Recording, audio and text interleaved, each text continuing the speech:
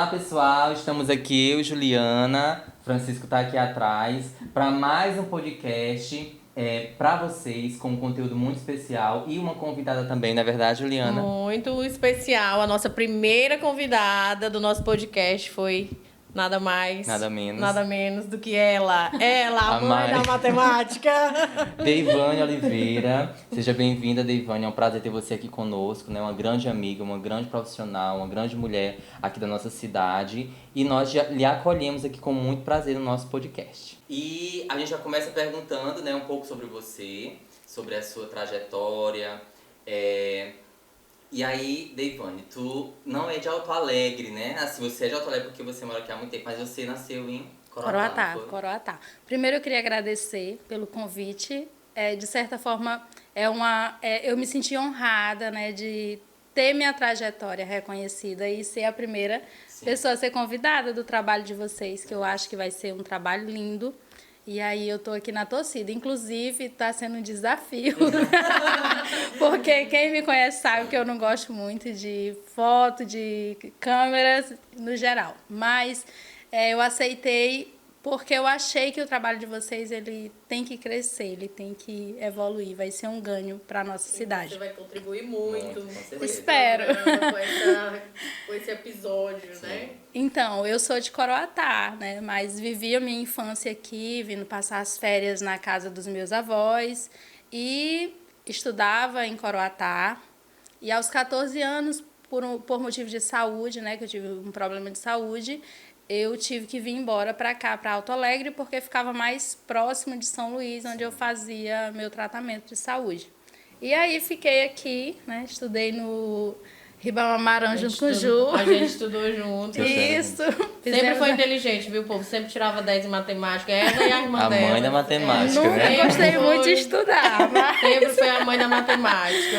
Mas, assim, aqui eu comecei de verdade a minha história, né? Terminei meu ensino médio. No mesmo ano eu passei no vestibular da UEMA para matemática, junto com a minha irmã, que foi um privilégio, né? Poder continuar estudando junto com ela. Comecei também como professora, né? A primeira escola que eu trabalhei aqui foi o Ulisses Guimarães, lá na Gerumênia. Depois eu trabalhei no Santa Mônica. Aí depois eu recebi o convite para trabalhar com matemática no Mamed Pires. Mas antes disso também eu tive uma experiência para mim que me marcou muito, que foi quando o professor Pedro Silva assumiu a gestão do Ribamar. Sim. E eu fui convidada para assumir o lugar dele. Então esse foi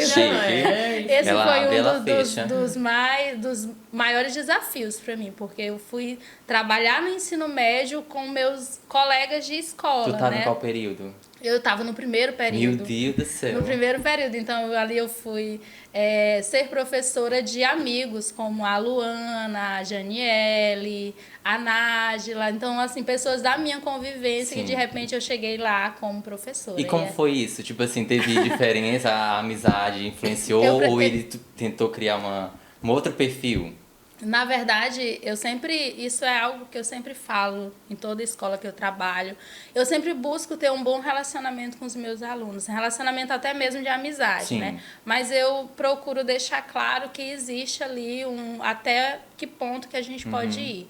Dentro da escola, eu sou a professora que vai cobrar, que muitas vezes é tida como bruta ou carrasca, porque... ainda mais no dia de hoje, né? A gente precisa, às vezes, ser um pouco firmes com os nossos jovens, porque está cada vez mais difícil. Sim. Então, lá naquela época, que era uma geração completamente diferente de hoje, quando eu cheguei, eu esclareci, olha, gente, aqui eu vou ser professora de vocês, do portão para lá, a gente continua amigo. E, assim, foi muito tranquilo, né? Todo mundo sempre me respeitou como amiga e também como professora. E aí eu fui construindo o meu nome, né? Graças a Deus, hoje...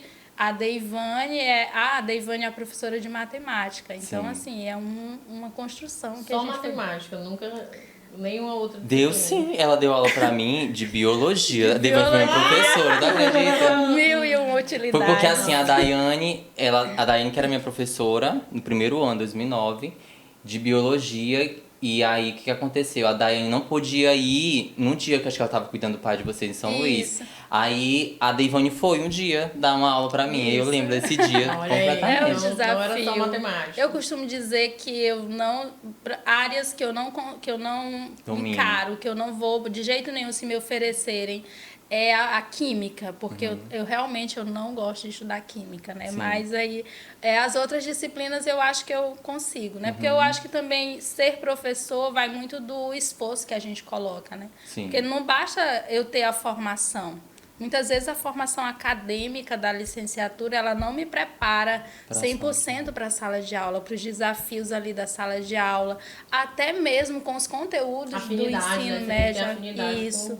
Então, assim, vai muito da busca que a gente faz, né?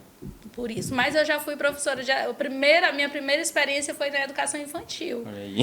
Você também é pedagoga, né? Agora é pedagoga. Isso. Então, assim, aí é um outro ponto que, para mim, também foi um desafio. Porque eu me formei em matemática em 2012. E aí, quando eu fui convidada para assumir uma coordenação na Secretaria de Educação, onde o João era meu diretor de ensino, topíssimo. Obrigado pela parte.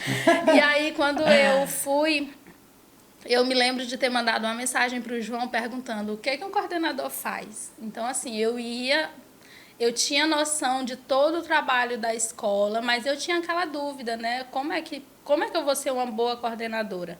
E aí eu busquei a formação. Então, no ano que eu fui para a Secretaria de Educação, eu fiz o vestibular da UEMA-NET, e aí eu passei para pedagogia e aceitei o desafio. Inclusive, fui assim... Consegui ter êxito em toda a minha caminhada com a pedagogia e falo para todo professor. Todo professor, independente da área, ele deveria ter um curso de pedagogia. Porque ela nos dá uma visão mais ampla da educação, de todo o processo que envolve a educação, que não é só o livro didático, que não é só eu saber ali dar a minha aula. Né? A educação ela é bem mais ampla do que isso. Então, a pedagogia ela me permitiu dar essa ampliada aí na minha visão e também no meu fazer pedagógico. Hoje, depois do curso de pedagogia, eu me considero uma professora melhor. Né? Eu acredito que eu valorizo mais esse espaço da escola, da sala de aula, o meu papel como professora. E visto mesmo a camisa de professora. Muito bem. Então, Deivane, tu falou da tua relação, né, que sempre estudou com a Daiane, né? Que é a Nana, que todo mundo conhece como Nana. E eu acho muito bonito essa relação que elas têm, né? De irmãs, de parceiras. Ela ajuda, eu vejo muito ela ajudando na criação dos filhos. Demais, né? Os vídeos. Fala um pouco pra gente sobre essa relação de vocês, como é que isso é importante. Vocês são duas irmãs? Nós somos 3, né? Mas a gente perdeu o meu irmão mais novo, a gente perdeu ele há 3 anos atrás. Então... Assim, a gente sempre, desde criança, né, a gente teve a experiência de ter que morar na casa de parentes para poder estudar, porque meu pai e minha mãe, eles moravam em fazenda, no interior, e ficava difícil o acesso para estudar. Então, a gente sempre viveu ali, né? Então, nós duas sempre morávamos ou em casas muito perto, que a gente já morou separada, né? Ou então juntas. Então, sempre foi aquela relação mesmo de... A gente pouco briga. Graças a Deus, assim, a minha irmã para mim é tudo assim para mim. Eu não consigo imaginar. É alguém que eu não consigo... imaginar a minha vida sem, né, sabe? Então, eu tento ao máximo estar ali presente, estar com os meus sobrinhos também. E falar, assim, da nossa relação é até difícil, porque para expressar esse sentimento Mas a minha irmã Eu percebo, assim, que, tipo assim, a Deivane acabou incentivando... Ela não queria, tipo, entrar no mestrado, né? E a Deivane insistiu até que ela entrou e já tá seguindo também, né? Mas também é na mesma área? Tudo igual. Elas são tudo igual. Matemático, mestrado. Na verdade, o que acontece com relação ao mestrado é que, assim, a gente terminou a nossa graduação e... A gente deu aquela parada por questão do trabalho, né? Nós que somos, que a gente vem de família humilde, né? Pobre, que a gente não teve tanta coisa, a gente tem aquele anseio quando a gente termina a graduação. Que às vezes eu acho que até... eu não sei até que ponto que é certo. A gente termina a graduação e a gente para. Para por quê? Porque a gente precisa trabalhar, a gente precisa conquistar uma casa, né? Aí tem marido, tem filho. Isso. E, assim, eu considero, inclusive, que eu já casei com 26 anos, né? A minha irmã já casou com, acho que com 29, se eu não me engano. Então, assim, mesmo... O que mais pegou foi a questão de necessidade de trabalhar mesmo. Então, ao invés de tentar ir para o mestrado, a gente foi para o caminho profissional, para o mercado de trabalho. E sempre foi um sonho da gente. E, inclusive, a gente tentou uma vez o Profimate, e aí não deu certo, né? A gente não conseguiu aprovação. E aí adormeceu, ficou adormecido aquele sonho. E aí a gente tem uma pessoa assim que chegou e disse, ei, acorda aí, que foi o João Cardoso. Então, assim, eu considero um reboliço na minha vida ter ido para a Secretaria de Educação e ter encontrado o João Cardoso. Eu sempre falo isso para ele e para as pessoas que eu tenho a oportunidade de falar sobre isso. Para mim, a amizade do João Cardoso é um significado assim que quem tá fora nem imagina o tanto assim que ele me despertou, que eu poderia mais, que eu poderia conseguir mais. E a gente sonhou o mestrado juntos, né? Verdade. Passamos no mesmo ano, né? Ele foi, infelizmente, em instituições diferentes, mas a gente também vai terminar praticamente juntos, né? E aí, nela também estava adormecido. Então, quando eu fiz o mestrado, quando eu resolvi me inscrever, eu estava no processo de luto da minha mãe, né? Então, assim... Foi bem perto mesmo. Foi bem próximo e eu decidi fazer o projeto. Eu fiz um projeto em 10 dias, sem nenhuma expectativa de aprovação. Na verdade, eu fiz porque eu tinha que ocupar minha mente com alguma coisa. E era um desejo, e aí eu fui lá e fiz. E consegui. Graças a Deus eu consegui. E estou aí nessa caminhada, já estou encerrando, graças a Deus. Eu lembro, Devan, que a gente fez uma 2017, que a gente começou, né, procurar editar de seleção de mestrado. E aí eu lembro que a gente foi fazer um da UFMA, foi eu e a Devan, fomos nós dois. E a gente foi fazer essa prova, que era uma prova horrível, né? A gente tinha um monte de livro para ler e tinha que fazer uma dissertação de 5 laudas para poder passar, né? Tu decorou, não foi? Aí foi a que eu decorei. Por sorte, foi assim, eram 4 temas.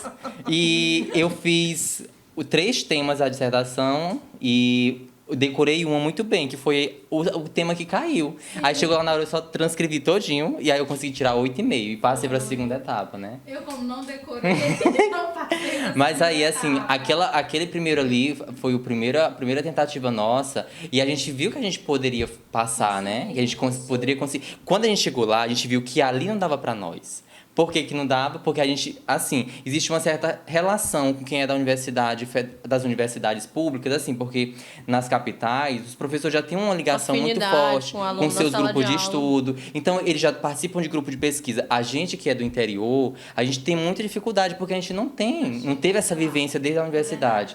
Então, a gente teve essa dificuldade. A gente percebeu esse desafio, mas a gente não se encerrou ali. A gente foi procurar um programa que desse a oportunidade pra gente. Uma hora vai dar certo. A gente foi tentando e deu certo pra todo mundo. Isso. O que é a pedagogia, depois que tu fez o curso de pedagogia? Qual o olhar que tu tem hoje para a educação dos teus filhos em casa? Assim, não só depois da pedagogia, né? Desde o nascimento do Gabriel, eu sempre tive aquele desejo de ofertar para ele o que eu não tive, mas não na questão material, sabe? Eu digo assim, na questão do próprio incentivo na escola, de valorizar aquele espaço, aquele momento. E eu não tive porque, no caso, por falta de conhecimento dos meus pais, sabe? Não é porque até hoje, graças a Deus, eles sempre apoiaram, tanto eu quanto a Nana, na nossa caminhada. A gente sempre recebeu esse apoio. Mas assim, quando criança, a gente não teve esse incentivo por falta de conhecimento. E hoje eu considero que para a gente poder incentivar um filho a valorizar o espaço da escola, o momento que ele tem na escola, a gente tem que ter, sim, um conhecimento do valor que é a escola e que o estudo tem na vida da gente. Então, hoje eu não pago reforço escolar para o Gabriel, porque eu faço questão de fazer esse reforço com ele, né? Então, todos os dias a gente tem a rotina de fazer as atividades, é uma prioridade, né? E aí ele faz, ele chegou à fase que eu era, vem Gabriel, tem que fazer.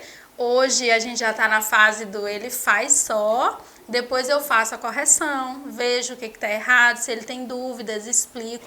E aí é muito em parceria também com o Bruno, não é só a Deivane, é eu e o Bruno, né? Então, assim, ele diz que eu sou a mamãe professora dele, né? E aí eu já escutei pessoas, mas o Gabriel tem sorte porque tu é professora, tu entende ali. Graças a Deus por isso, né? Que eu consigo perceber que a educação pode mudar a vida dele, pode dar um futuro melhor para ele, né? Então, eu tenho muito essa questão mesmo de acompanhar, acompanho o trabalho, então, da escola. Eu sou, às vezes, eu sou até tomada como chata, mas eu penso da seguinte forma, eu estou dando o suporte que todo professor, que toda escola quer ter, né, com relação à presença do pai, né? Então, assim, eu me faço presente, então eu tenho aquele cuidado de acompanhar mesmo se o trabalho tá sendo, se está surtindo efeito para ele, né, para ele, Gabriel. Porque às vezes o professor trabalha de um jeito que para um aluno é de um jeito, funciona de um jeito e para o outro não funciona, né? Então, tudo isso aí a gente tem que estar atento. Graças a Deus até hoje, né, eu tenho tido, vamos dizer assim, a felicidade de encontrar professores bons que fazem um trabalho muito bem feito com o Gabriel. E aí em casa eu e o Bruno, a gente faz a nossa parte, né? Não é uma coisa que eu acho que a gente tem que ser vangloriados por isso. É o nosso papel de pai e mãe, né? É o papel deveriam fazer, né? Que todos deveriam fazer, priorizar, né? O tempo com o filho é muito importante para o crescimento, desenvolvimento psicológico, desenvolvimento na escola. E aí também tem muita coisa do Gabriel, né, que é dele mesmo. Por exemplo, ele é muito curioso. Cientista. Ele é curioso. Cientista não foi ele teve. Ele é curioso. Ele sempre gostou de assistir documentários. Não me perguntem de onde que ele tirou esse gosto. Porque lá em casa nem eu nem o pai dele temos esse hábito. Mas ele assiste muito documentários sobre curiosidade, sobre mundo animal. É algo dele, ele gosta. Estou devendo até o meu guia, o primeiro guia impresso vai ser o Gabriel, porque toda vez que ele me vê, ele me pergunta. O livro do passarinho. O livro do passarinho. E aí ele tem esse hábito. Não é que ele também não assista outros... Ele assiste Pokémon, ele assiste Dragon Ball, ele assiste One Piece, um monte de coisa ele assiste. Mas ele sempre tá ali voltando, sempre que ele vê um documentário novo na Netflix ou na Disney, ele vai lá e vou assistir. E me chama para assistir, eu acho super interessante. Então, assim, muito é dele mesmo, sabe? Eu estimulo essa questão. Uma das coisas que eu estimulo desde muito cedo é a leitura. Tem até a assinatura de livrinhos, né? Na leitura. Desde 3 anos de idade, né? Então é um investimento. Para mim é um investimento, né? Esse ano eu me peguei refletindo, que eu vejo muitos pais dizer assim, no início do ano, né? Vamos lá para mais um gasto com escola. E eu fui parar para pensar, no dia que eu fui fazer a matrícula da Wizard, eu disse assim, eu poderia postar e dizer assim, mais um gasto desse ano. E parei para pensar e eu vi que não era um gasto, é um investimento, né? Isso, então, é um investimento que eu estou fazendo nele, para que ele tenha ali um futuro melhor, que ele conquiste os sonhos dele. Então, para mim, é um investimento. Então, assim, eu invisto na questão da leitura do Gabriel desde os 3 anos de idade. Não é que ele começou a ler aos 3 anos de idade. Aos 3 anos de idade, ele recebia, como ele recebe até hoje, o seu livro todo mês, sua literatura, e eu lia para ele. Então, com 5 anos de idade, ele aprendeu a ler, e a gente começou a ler compartilhado. Então, a gente tem a meta de leitura, né? Esse ano, lá no dia 31 de 2023, 31 de dezembro, eu sentei com ele e a gente viu, Gabriel, nós vamos ler 12 livros esse ano. Então, a gente já está lendo o primeiro livro de janeiro. Então, assim, é uma relação que eu tenho com ele me vê lendo, né? E por que eu resolvi esse incentivo desde cedo? Porque eu sinto falta. Sim. A nossa geração, ela não foi ensinada a ler, né? A gente não tem esse hábito. E quem é professor sabe, quem continua a caminhada acadêmica sabe o tanto que faz falta o hábito de ler. Se todo pai soubesse, ele pelo menos um livro por mês ele parava e ia ler com o seu filho. Um livro que eu estou falando, uma literatura que às vezes tem 10, 15 páginas, porque aí ela vai criando o hábito, né? Então hoje o Gabriel ele já tem esse hábito. Às vezes eu preciso cobrar, às vezes eu preciso dizer, tu já leu o teu livro hoje? Às vezes eu preciso dizer, vamos ler junto. Mas ele tem esse hábito e eu vejo que favorece muito o desenvolvimento dele. É muito interessante, né? Porque a criança que ela é estimulada a ler muito cedo, ela vai aprender a escrever, ela vai aprender, né? Quando chegar lá no Enem, né, João Cardoso, os 900 mais. Então, isso é muito importante. E você está de parabéns, Deivane, por incentivar seu filho. Né? A gente que é uma mãe com essa pegada, vou utilizar esse termo, a gente recebe muitas críticas, né? Por estimular os nossos filhos como se a gente estivesse fazendo algo errado, enquanto, na verdade, todas as mães deveriam estimular seus filhos de alguma forma a usar a cartela de ovo para estimular o filho, a tampinha do refrigerante, estimular o filho de alguma forma, lendo, explicando alguma coisa para o filho desde pequeno. Mas quando a gente faz isso, que é o teu caso, uma vez tu me disse, tu também vai receber muita crítica com relação a isso, pela forma como eu trabalho, Emanuel, eu vejo que as pessoas acham que isso como se fosse uma coisa diferenciada. Isso não é diferenciado. Isso, todas as mães, eu sei que existe o tempo, eu sei que todo mundo trabalha, eu sei que todo mundo existe uma rotina, mas existe a prioridade de tempo. Então, você também tem que... Se você tem um filho, você tem que priorizar o tempo para o seu filho, né? Então, assim, eu sei que você recebe crítica. E como é que tu lida com essas críticas com relação à criação dos teus filhos? Com relação às críticas, eu sempre recebi, né? Quando eu posto... Inclusive, eu até deixei mais de postar alguma coisa assim do Gabriel, porque agora as pessoas olham muito para a questão do Gabriel, né? Que já está na fase escolar e tudo. Então, eu deixei, às vezes, até de postar, porque, às vezes, eu postava com uma intenção e só postava quando ele dizia, mamãe, faz um vídeo meu. E aí, eu comecei a receber críticas, né?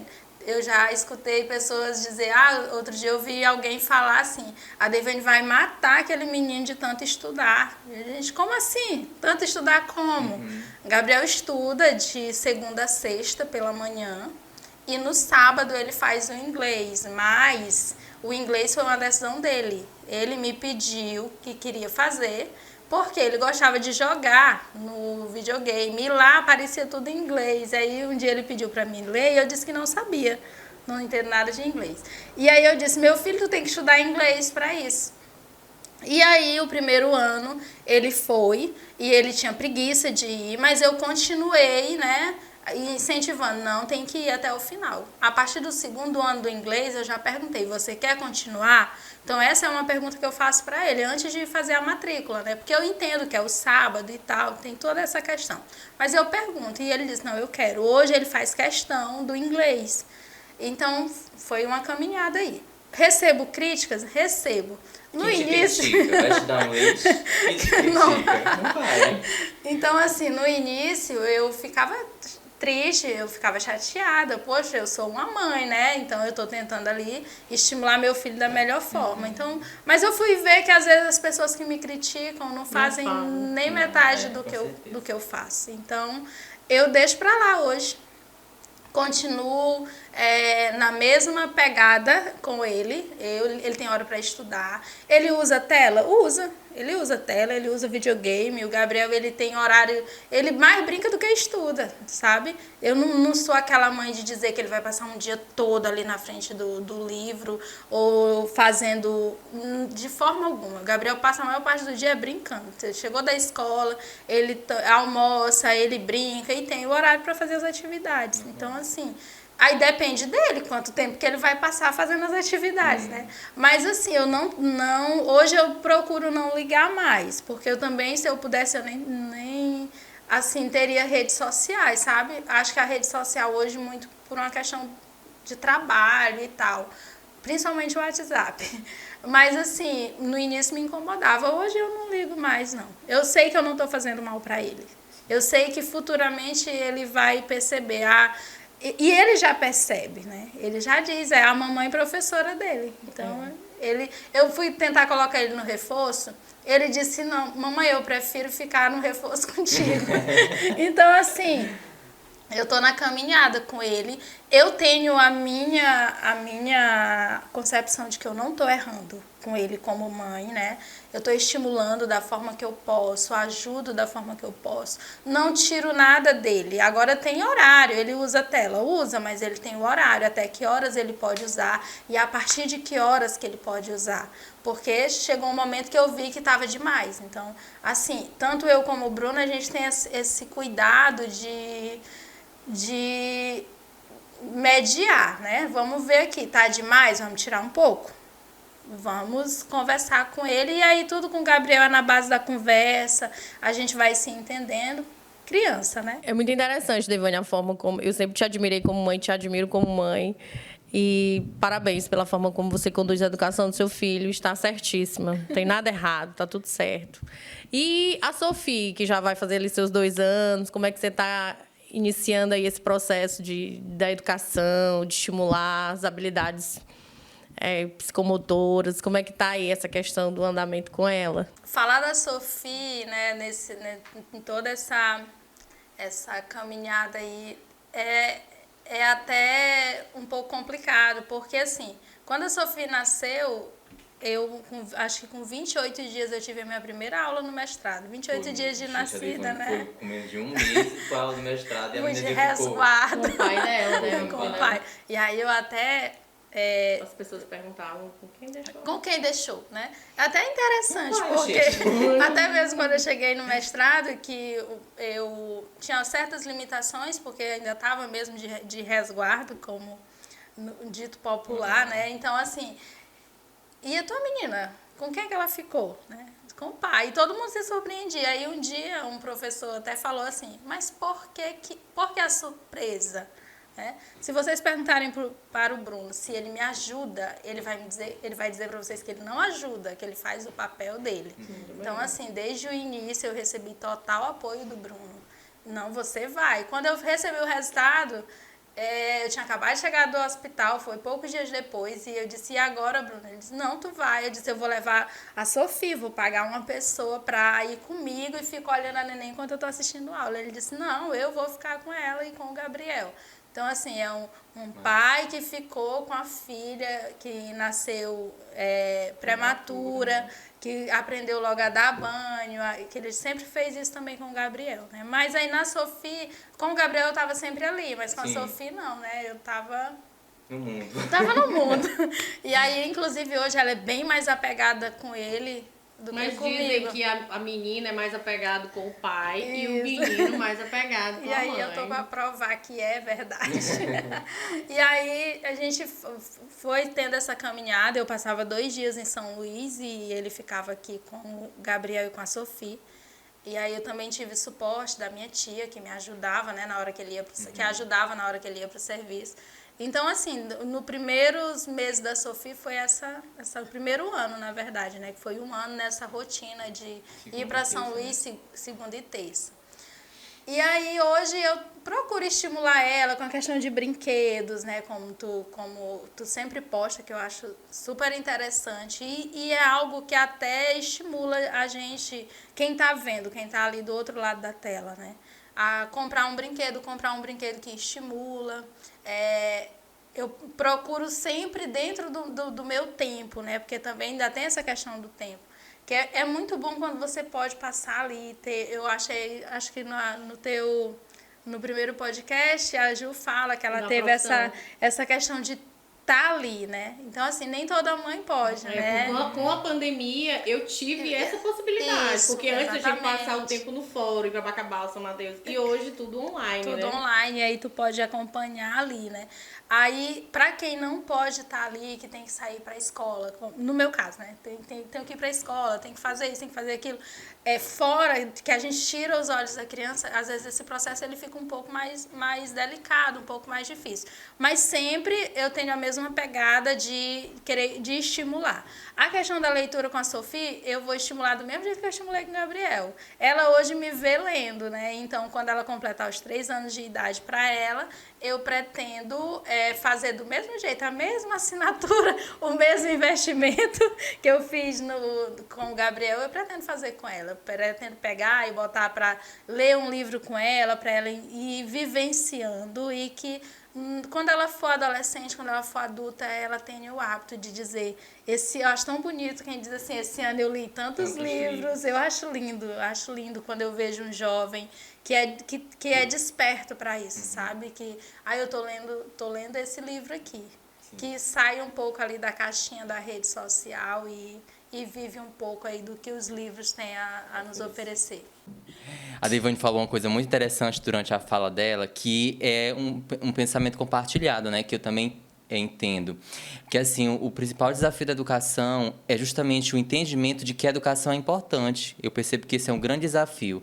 Porque, infelizmente, muitos pais realmente não têm como dar esse suporte para os filhos, porque, além de, às vezes, não ter o conhecimento necessário, eles também não têm a concepção de que a educação ela tem um poder de transformar a vida dos filhos e, consequentemente, a vida deles por consequência, né? Então, e isso também não só com relação aos pais, mas também professores, colegas professores que já perderam, né, o brilho, sabe? Aquele brilho da educação, de que o trabalho que ele faz em sala de aula vai impactar na vida de 1, 2, 3, 4, 45 alunos e de toda uma geração que ele ministrou aulas. Então, ter essa concepção de que a educação ela é importante, de que a educação transforma a vida das pessoas é extremamente importante para as famílias, para os professores, para a sociedade como um todo, né? Então, a gente queria agradecer, né, Juliana, aqui a presença da Deivane, que contribuiu muito no nosso podcast de hoje,